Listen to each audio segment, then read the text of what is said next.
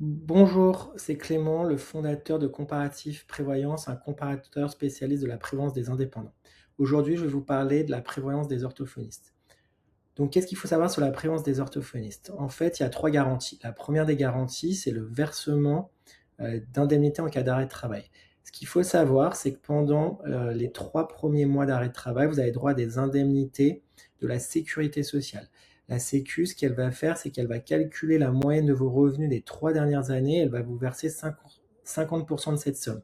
Par contre, si vous êtes lancé depuis moins d'un an, vous n'êtes pas encore éligible parce qu'il faut avoir minimum 1 an d'ancienneté, et même quand on a plus d'un an et moins de 3 ans, en fait, comme ils calculent la moyenne sur les 3 dernières années, on va avoir une moyenne de revenus qui est assez faible car ils prennent en compte les zéros dans la moyenne. Donc ça, c'est les 3 premiers mois d'arrêt de travail. Ensuite, si l'arrêt de travail se prolonge, à partir du 4e mois, il y a une indemnisation de la Carpinco qui, là, ne va pas dépendre de votre revenu, mais plutôt de votre situation familiale. Sans enfant, vous allez toucher 1 650 € de la Carpinco, et après, c'est quelque chose comme 250 € par enfant en plus, par enfant à charge.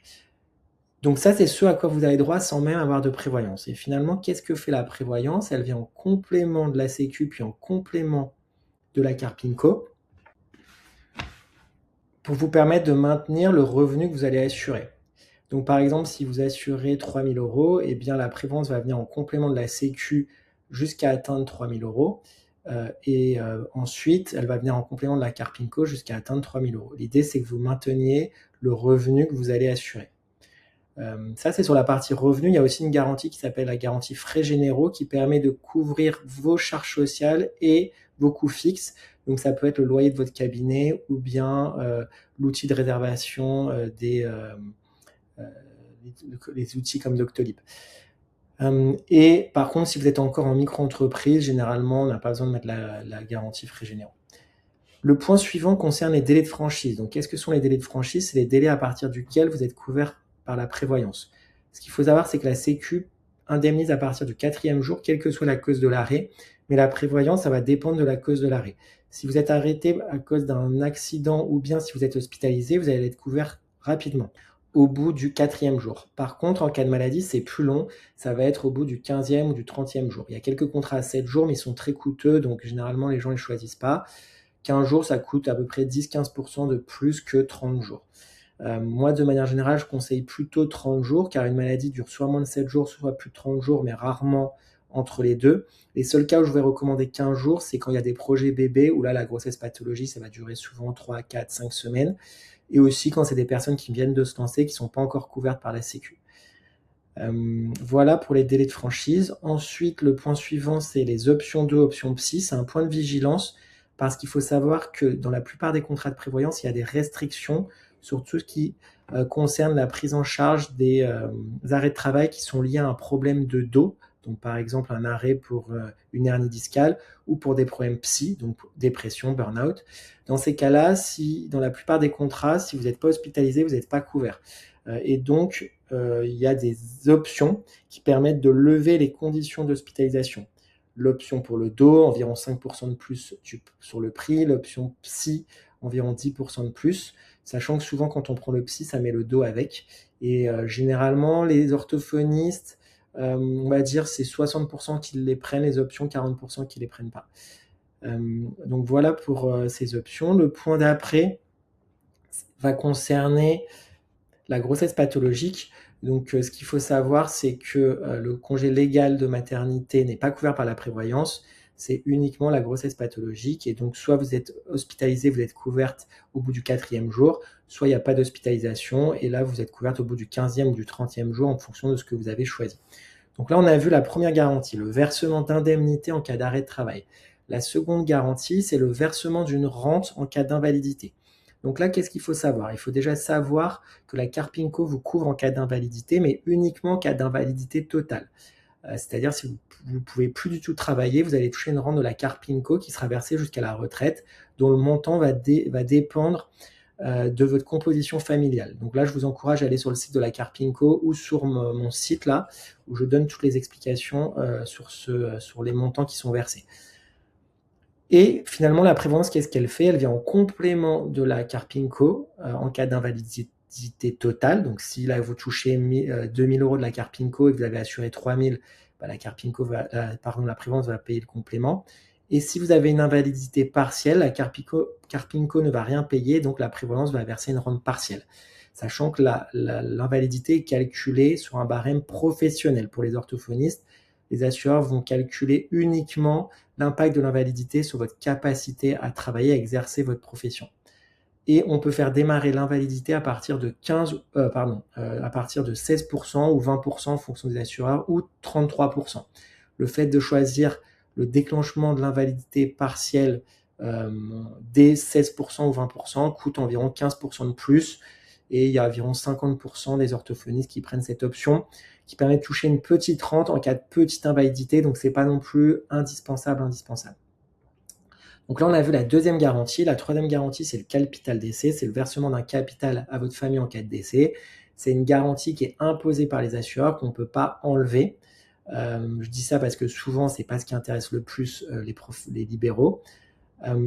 Et donc, c'est exprimé en multiple des revenus. Donc, si vous assurez 3 000 euros par mois, le capital décès, ça va être à minimum 72 000 généralement, ou 108 000, qui est le rang d'après. Et après, si vous le souhaitez, vous pouvez assurer plus ou ajouter une rente éducation pour protéger vos enfants, sachant qu'il y a aussi des garanties qui sont prévues par la Carpinco pour les enfants. Donc, généralement, les paramédicaux ne prennent pas de rente pour les enfants. Voilà pour la troisième garantie. Le dernier point important, c'est la sélection médicale. Il faut savoir que pour souscrire une prévoyance, il faut remplir un questionnaire de santé. Dans ce questionnaire, il pose plein de questions. Les assurés essayent de savoir si vous avez des antécédents. Arrêt de travail de plus de 3 semaines lors des 10 dernières années, accident avec risque de récidive, prise de médicaments pendant une longue période. N'importe quel sujet un peu sérieux en lien avec la santé va entraîner une étude spécifique de l'assureur qui peut aboutir à des exclusions, des surprimes ou carrément un refus. Donc c'est pour ça que il faut choisir sa prévoyance tant qu'on est en bonne santé, parce qu'après on peut se retrouver un peu bloqué ou alors avec des exclusions. Et il faut savoir aussi que dès qu'on augmente les garanties, eh bien on doit refaire la sélection médicale.